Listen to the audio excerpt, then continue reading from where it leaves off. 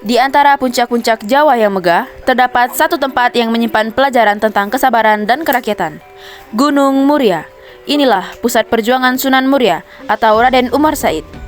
Beliau adalah putra dari Sunan Kalijaga yang memilih jalan sunyi, mendaki bukit untuk mencapai hati yang paling terpencil. Mengapa Sunan Muria memilih puncak? Karena di sanalah terletak masyarakat yang paling rentan dan yang paling sulit dijangkau. Inilah bentuk perjuangan beliau, yaitu melayani yang terpinggirkan.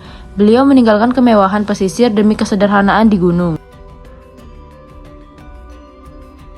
Guru, mengapa kita harus bersusah payah mendaki setiap hari?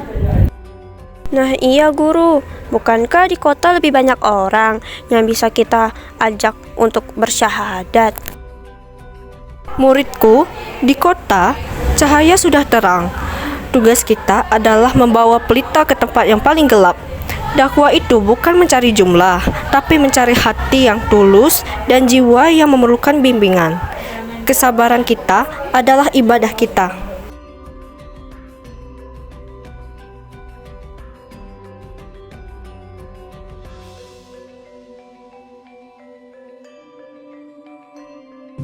Sunan Muria memahami bahwa bahasa yang paling efektif adalah bahasa budaya.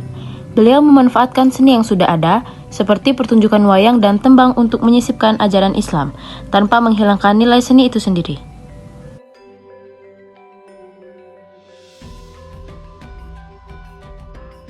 Metode ini disebut tapal jaran atau seperti kuku kuda, mengajarkan bahwa perubahan itu harus perlahan, pasti dan tidak menyakitkan. Aku tadi menonton pertunjukan wayang semalam. Ceritanya baru. Ada pesan tentang menjaga amanah dan kejujuran. Ya, Sunan Muria memang bijak. Beliau tidak melarang kita menonton, tapi membuat ceritanya menjadi tuntunan.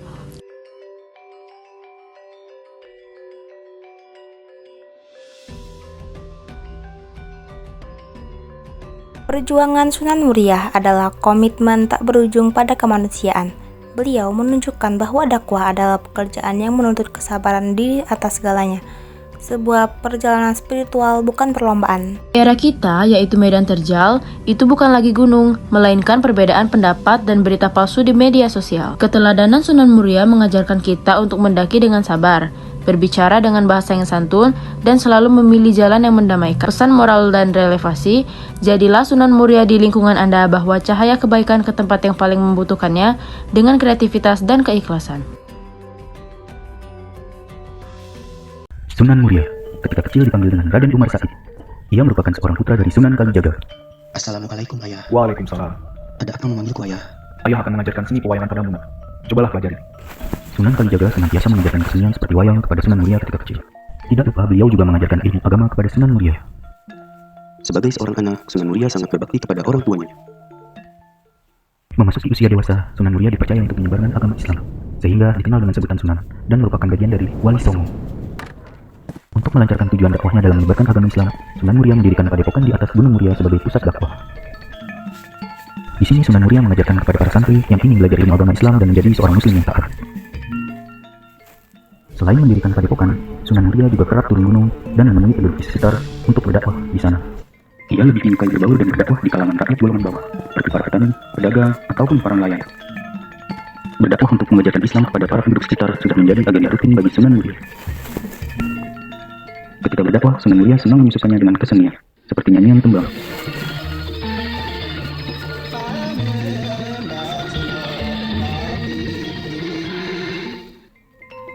Sunan Muria juga sangat taat dalam beribadah, dan selalu menjaga keimanannya agar selalu dekat dengan Allah Subhanahu wa Ta'ala. Dikisahkan pada suatu masa, Sunan Muria menghadiri acara selamatan yang diadakan oleh gurunya, yaitu Sunan Ngerang. Hal ini merupakan selamatan atas putri Sunan Ngerang yang genap berusia 20 tahun. Kecantikan Dewi Roroyono membuat semua mata yang hadir terpana, tak terkecuali Patak Warak. Tanpa diduga, Patak Warak dengan lancangnya menggoda Dewi Roroyono, sehingga membuatnya marah. Dewi yang merasa malu karena telah dilecehkan memilih untuk masuk ke kamarnya dan menyendiri. Ketika malam hari tiba, Patak Warak mulai melancarkan rencana jahatnya, perlahan masuk ke kamar Dewi, dan kemudian ia menculiknya.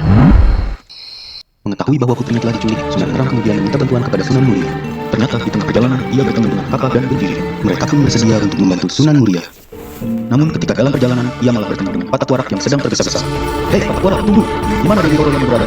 Apa kau putar? Ini tidak bersamaku. Kakak dan berdiri telah aku dari. Dewi sebagai istriku. Hentikan perbuatanmu, kendalikanlah dirimu.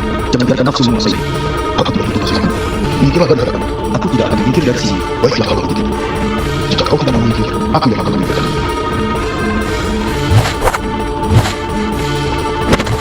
Setelah beberapa lama pertarungan berlangsung, akhirnya Patagwara berhasil ditinggalkan. Setelah mengalahkan Patagwara, Sunan Muria kembali ke kediaman Sunan Ngera. Terima kasih India, kini Dewi telah aman dari Patagwara. Aku turut prihatin dengan Patagwara, dirinya telah dikuasai oleh nafsu sehingga nekat berbuat jahat. Semoga hal ini bisa menjadi pelajaran agar yang lainnya bisa menjaga dan mengendalikan hawa nafsunya. Baik Guru, memang benar kita harus bisa menjaga hawa nafsu. Untuk itu, kita harus selalu meningkatkan kadar keimanan kita kepada Allah Subhanahu wa Ta'ala. Setelah kejadian tersebut, akhirnya Sunan Ngerang menikahkan Dewi Roroyono dengan Sunan Muria. Sunan Muria kemudian melanjutkan kehidupan dakwahnya sebagai seorang wali songo. Dalam dakwahnya, Sunan Muria memiliki prinsip yang disebut tapang leli, yang berarti menghanyutkan diri dalam masyarakat, sambil perlahan menyusupi ajaran Islam ke dalam bagi masyarakat sekitar. Sunan Muria sangat dihormati, ia sangat dekat dan bersahabat dengan masyarakat desa, karena sikapnya yang ramah dan sederhana. Sunan Muria dikenal sebagai sosok yang dermawan. Ia selalu mengajarkan masyarakat agar peduli satu sama lain, saling membantu ketika ada yang membutuhkan bantuan, agar terciptanya kedamaian dalam bermasyarakat.